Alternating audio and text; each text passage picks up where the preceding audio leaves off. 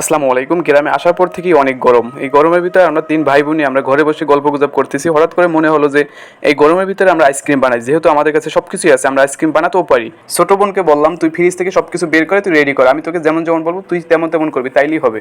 আমি আর ভাই সবকিছু মিক্স করলাম। মিক্স করার পরে যে ১৫টা আইসক্রিম হয় এমন পরিমাণে মিক্স করে ছোট বোনকে বললাম, "তুই এগুলো জাল দিয়ে আন।" ছোট বোন জাল দিয়ে আনার পরে বলে, "ভাইয়া জাল দেওয়া হয়ে গেছে, এখন তুমি ১৫টা কাপের ভিতরে যতটুকু পরিমাণ করে দেওয়ার দাও।"